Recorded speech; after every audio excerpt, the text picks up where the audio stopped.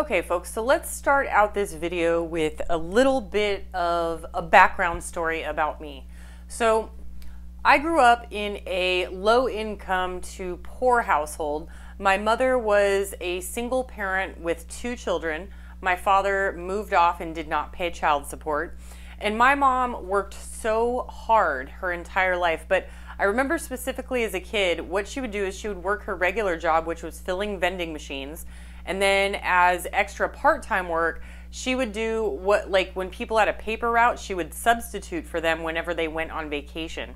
Typically substitution paid more than a regular paper route, but there were times where she also had a regular paper route where she would deliver about 400 newspapers. This is back in the day.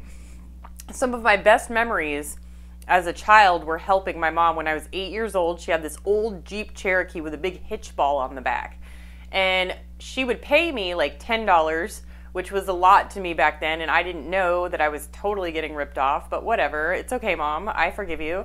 So she would pay me $10, and we would go to this distribution place and fold newspapers, right? Like, you can fold newspapers like crazy. Like, you stick the rubber bands here and super fast. And I was like the best newspaper folder around, even when I was at the distribution center, and I finished her pile, and I was sitting in this big giant pile. There would be other newspaper delivery people that would be like, hey kid, I'll give you $10 if you come do mine. I'll give you $10, come on. So I was always getting work. And one of the funnest things was when she was delivering, some of the papers would have to be porched, and I would be 8 years old riding on a hitch ball on her Jeep going up and down streets. And every time she would stop, I would grab a newspaper out of the back thing and then go deliver it to the porch and run back, and it made her job so much easier. And later on, when I became old enough, I was 10 years old, and I was finally old enough to get my own paper route. And the reason I got my paper route was because I knew my mom was struggling with bills, and I just wanted to pay for my own clothes, because that was like the hardest time of the year for her, is when school time came around and she'd have to buy all of our clothes. So I just wanted to buy my own clothes.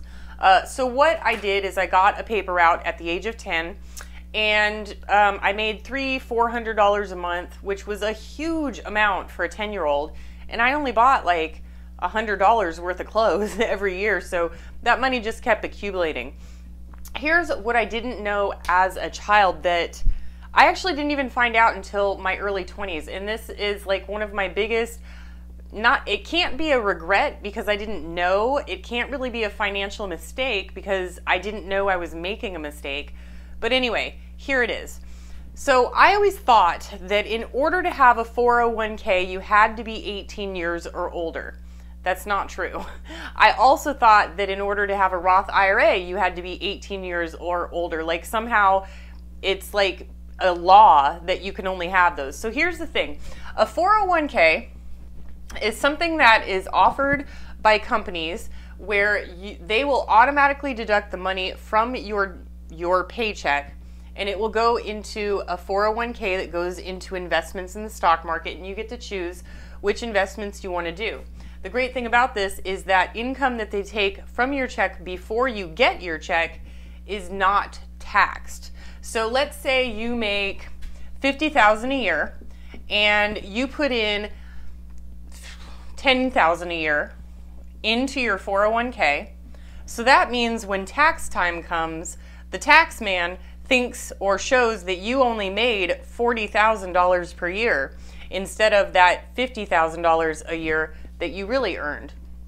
So your tax benefits are great. You'll have to pay taxes on the 401k once you take them out of your account in retirement age, but at the moment, it really reduces your tax when tax time comes.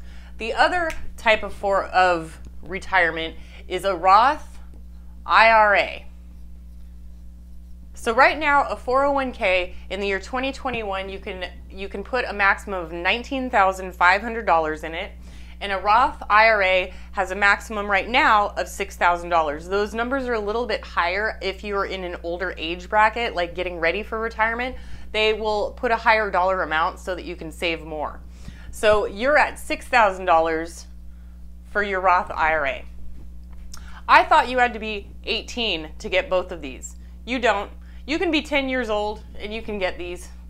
You can be, when I was 14, I started working in a liquor store. My title was a bottle girl. I think now the title would be a stocking associate. Basically what I did is I went into the coolers every day and I stocked all the alcoholic beverages and the sodas and all that stuff.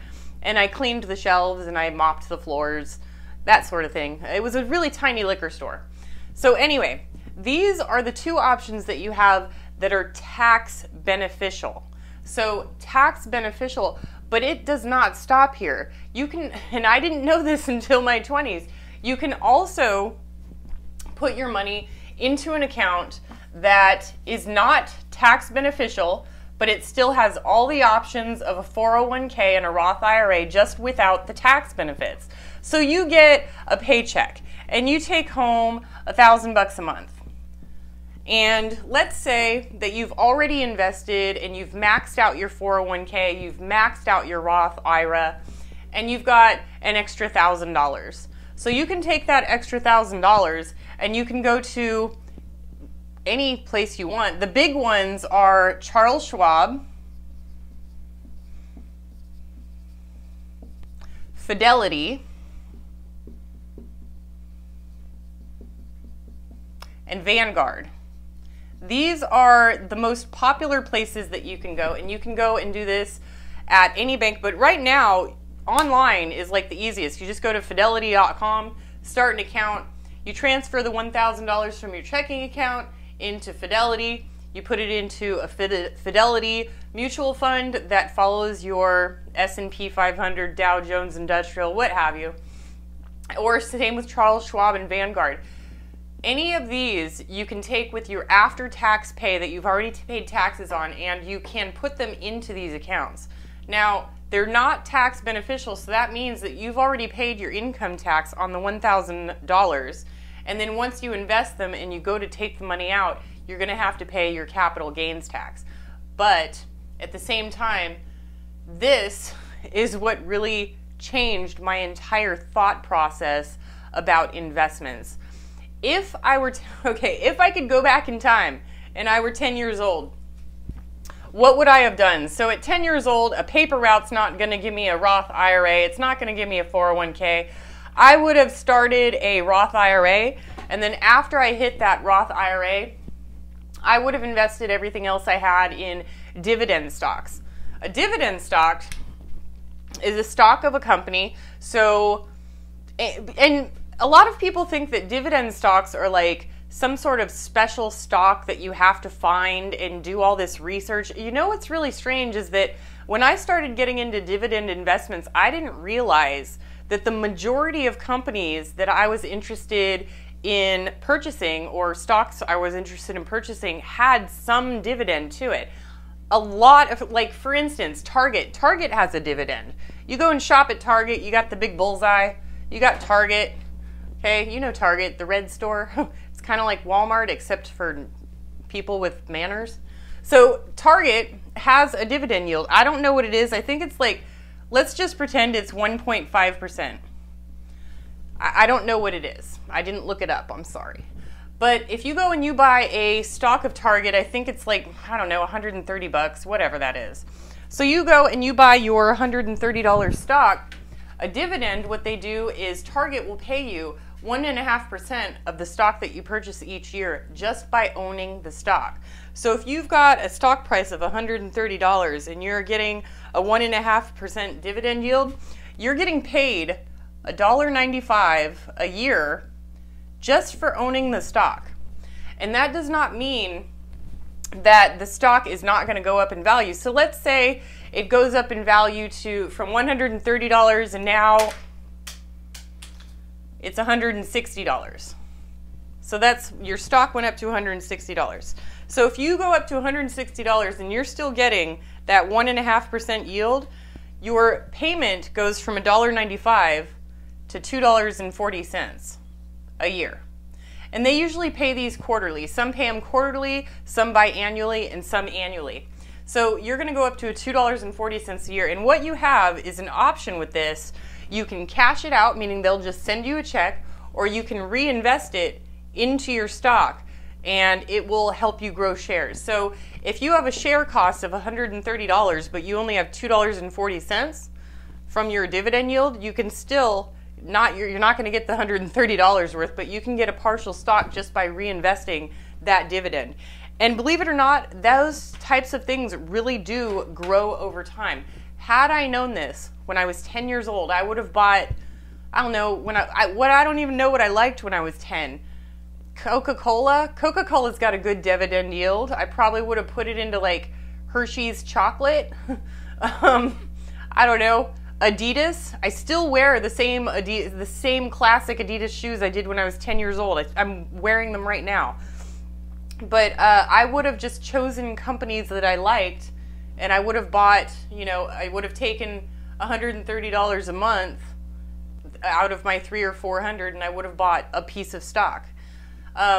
If I would have not done that, I would have just taken it and invested it in the S&P 500. That's Standard & Poor 500. That's one of the index funds, and I can do that in a mutual fund, and that would have grown over time. If you go on to Dave Ramsey retirement calculator and you just put in, like, let's say I took $1,000 a year, and I remember doing that paper route for 4 years. So let's say I took that $4,000, it would be worth something like today at the age of 40, it would probably be worth 10 times that, $40,000. And thinking about it as a little kid, I can't blame myself because I didn't know the process. I didn't know about finances, but I totally would have done this if I would have known. So if you are a parent and you have a child that you maybe give an allowance to, or maybe they cut lawns on weekends, or they've got a little part-time job doing something, tell them about this. Tell them about this and say, hey kid, you made 20 bucks today, you want to give me 10 of that, and I'll go ahead and put some in the S&P 500 because I don't have enough to buy a full stock. S&P 500, you can invest as little as $1. So that's what I've got for you guys today. I really, really wish that I would have known this as a child, and I'm in a really great financial position now, but I would have been even 10 times better off than I am at this point. And I hope that kids can get into this, and I hope that kids get taught this in school, and I hope that kids implement this stuff once they've learned it. Don't forget, folks, if you believe you can or you believe you can't, you are right. Don't forget to smash the like button to help me out with the YouTube algorithm. And if you are interested, you can check out my ebook on Amazon, Living on Almost Nothing, and I will leave a link in the description below. Is my boy sleeping again? Who's my doggy? Who's my mister? Get the chin. Get the chin. Get the belly. Get the tummy. Yes, get the paw. We love the paws. You're such a good boy, mister. You're such a good boy. You are so spoiled. Do you know this? You got 2 PB balls, and you got extra good wet dog food in your bowls, and I bet you are just sleeping off that Thanksgiving turkey dinner because of all the food that you have had today, because you're spoiled and you're cute and mommy can't say no. Is that right? Stay still if that's right. That is right. Yes. Mommy loves you. Mommy loves you. You're such a good boy. Such a spoiled boy. Oh, you're going to snort at me, huh? You're going to snort at me, Mr. Snorty McSnorterson? Don't forget to hit the like button.